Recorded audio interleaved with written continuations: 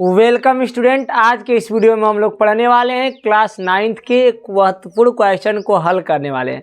तो वीडियो को स्किप मत कीजिएगा, वीडियो को पूरा फुल आज करते हैं। तो यानी ये क्वेश्चन को हल करना सीख जाएंगे। तो यानी ये क्वेश्चन नहीं है बल्कि इसको सिद्ध करना है। क्या सिद्ध करना है? तो आप लोगों ने बहुत बार सुना होगा कि समबाहु त्रिभुज का प्रत्येक कोण 60 अंश का होता है, बट कैसे होता है ये हम लोग प्रूफ करना नहीं सीखे हैं। तो देखिए इस वीडियो में आप लोग क्या करेंगे, प्रूफ करना सीख जाएंगे। तो देखिए सबसे पहले हमारे पास दिया है क्वेश्चन का कि सिद्ध कीजिए कि समबाहु त्रिभुज का प्रत्येक कोण 60 डिग्री का होता है। प्रत्येक कोण का मतलब कि जो हमारा समबाहु त्रिभुज, ये हमारे पास एक समबाहु त्रिभुज दिया है। समबाहु त्रिभुज का मतलब क्या होता है ये पहले हम लोग जान लेते हैं। समबाहु त्रिभुज का मतलब ये होता है कि सम माने बराबर और बाहु माने भुजा। जिस त्रिभुज की सभी भुजाएं, यानी जितनी भुजाएं होती है, 3 भुजा होती है त्रिभुज में, तो जिस त्रिभुज की सभी भुजाएं बराबर होती हैं उसे हम लोग समबाहु त्रिभुज कहते हैं। क्या कहते हैं? समबाहु त्रिभुज कहते हैं। मतलब कि जिस त्रिभुज की सभी भुजाएं आपस में बराबर हो उसे समबाहु त्रिभुज कहते हैं। तो हमारे पास दिया है क्या, यहाँ पर लिख लेंगे कि एक त्रिभुज क्या दिया है, ए बी सी। यहाँ पर लिख देंगे त्रिभुज ए बी सी क्या है, एक समबाहु त्रिभुज है। एक समबाहु त्रिभुज है। क्या लिख देंगे, एक समबाहु त्रिभुज है।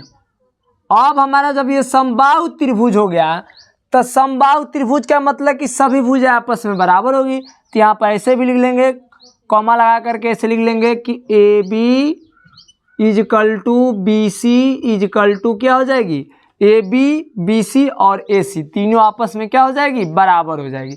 मतलब जब ये समबाहु त्रिभुज है तो तीनों आपस में भुजाएं क्या होगी, बराबर होगी। ठीक, अब हम लोग को इसमें सिद्ध क्या करना है, सिद्ध ये करना है कि प्रत्येक कोण, यानी प्रत्येक जो कोण यहाँ पे बन रहा है, ये वाला कोण बी और कोण सी, ये तीनों कोण क्या होना चाहिए, प्रत्येक कोण 60 डिग्री का होना चाहिए। यानी यहाँ पर लिख सकते हैं ऐसे कि सिद्ध करना है कि कोण ए इजकल टू कोण बी इजकल टू कोण सी इजकल टू कितना होना चाहिए, 60 डिग्री होना चाहिए। यही हम लोग को क्या करना है, प्रूफ करना है, यानी सिद्ध करना है। अब हमारे पास उपपत्ति मतलब हल, यानी प्रमाण करेंगे। इसको कैसे हल करेंगे तो ध्यान दीजिएगा। सबसे पहला काम हम लोग को हल करना बहुत ईजी है, स्किप मत करना है वीडियो को पूरा फुल वॉच करते हैं तो सिद्ध करना बिल्कुल आसानी के साथ सीख जाएंगे। तो देखिए हमारे पास यहाँ पे त्रिभुज ए बी सी समबाहु त्रिभुज है। तो यहाँ पर दिया है क्या, ए बी बराबर से बी सी बराबर से क्या, ए सी, ये तो दिया है, इसी को एक बार लिख दिए हैं। जब ये हमारे पास दिया है तो आप क्लास 9th में ये पढ़े हैं प्रमेय को कि बराबर भुजाओं के समूह कोण बराबर होते हैं, ये आप लोग पढ़े होंगे। तो यानी जो भी हमारे बराबर भुजाएं हैं इसके समूह कोण क्या होगी, बराबर होगी। जैसे कि हमारे पास ए बी है तो ए बी के समूह कोण क्या पड़ रहा है, ए बी का समूह कोण क्या आएगा, कोण सी। तो यहाँ पर हम लिख देंगे कोण सी इक्वल बी सी के समूह कोण क्या आएगा, बी सी का समूह कोण क्या आएगा, ए, तो कोण ए इक्वल, अब हम लोग का ए सी का समूह कोण क्या आएगा, कोण बी, यानी कोण बी। ये तीनों आपस में क्या होंगे, बराबर होंगे। कैसे होंगे, तो यहाँ पर हम लोग लिख देंगे कि बराबर भुजाओं के क्या होते हैं, समूह कोण बराबर होते हैं। यहाँ पर लिख देंगे कि बराबर भुजाओं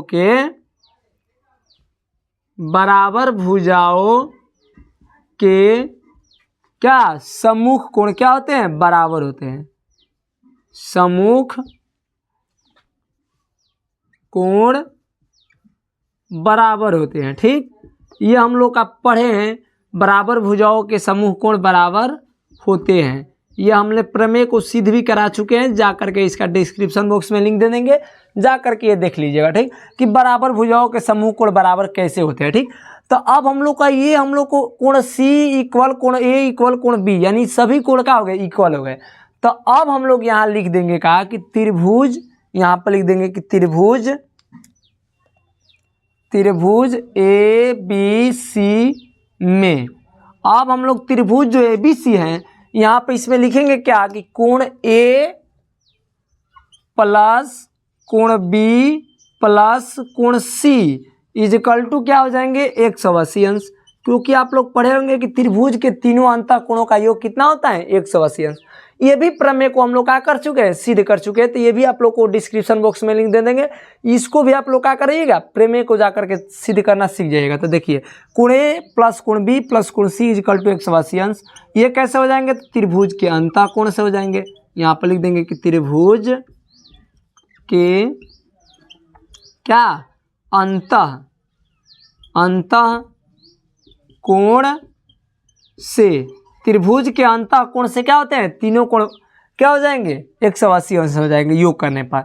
अब हमारे पास कोण ए दिया है तो कोण ए को ऐसे ही रहने देंगे, प्लस कोण बी के जगह पे ये तीनों इक्वल हैं, कोण बी ए के इक्वल है, कोण ए सी के इक्वल है, यानी कोण ए का जितना मान होगा उतना बी का भी होगा, उतना सी का भी मान हो सकता है। तो हम लोग बी के जगह पे क्या कर सकते हैं, ए को प्रूफ कर लेंगे। तो ए प्लस फिर हम लोग सी भी इक्वल है ए के, तो हम लोग क्या करेंगे, ए ही इक्वल यहाँ पर कर देंगे, इजिकल टू 180 है तो 180 रहने। अब हमारे पास तीनों कोणों को जोड़ेंगे तो ध्यान दीजिएगा, ये तीनों कोण एक हो गया। तो यहाँ पर कुछ नहीं है, तो एक इसके आगे भी है, इसके आगे भी एक है और इसके आगे भी एक है, तो एक एक दो एक तीन कितना हो जाएगा, 3 कोण क्या हो जाएंगे ए इक्वल हो जाएंगे 180 अंश। ठीक, तो अब हम लोग कोण ए का मान निकालेंगे तो कितना हो जाएगा 180 और बट्टा का हो जाएगा 3 से भाग लाएंगे तो कोण ए इक्वल हो जाएंगे कितना 60 डिग्री, कितना हो जाएंगे 60 डिग्री, जो कि हम लोग 3 से भाग लाएंगे तो 60 डिग्री। हम लोग जानते हैं कि ए किसके इक्वल है, सी के इक्वल है, यानी यहाँ पर हम लोग कह देंगे कि कोण ए इजिकल टू कोण बी इजिकल टू कोण सी इजिकल टू कितना हो जाएंगे 60 डिग्री। कैसे, तो ए का मान 60 है तो बी का भी मान 60 ही होगा, सी का भी मान 60 ही होगा, क्योंकि तीनों इक्वल हैं। तो हम लोग को यही प्रूफ करना था, यानी हम लोग को यही सिद्ध करना था कि कोण ए इक्वल कोण बी इक्वल कोण सी इक्वल कोण 60 अंश, यानी हम लोग को तीनों कोणों का क्या होना चाहिए, समबाहु त्रिभुज था तो तीनों कोण का मतलब 60 डिग्री का होना चाहिए। तो हम लोग का क्या करना था, प्रूफ करना था। तो इसी के साथ जय हिंद दोस्तों, अगर वीडियो समझ आए तो वीडियो को लाइक कीजिएगा, चैनल पे नए हो तो चैनल को सब्सक्राइब कीजिएगा। मिलते हैं नेक्स्ट वीडियो में, जय हिंद।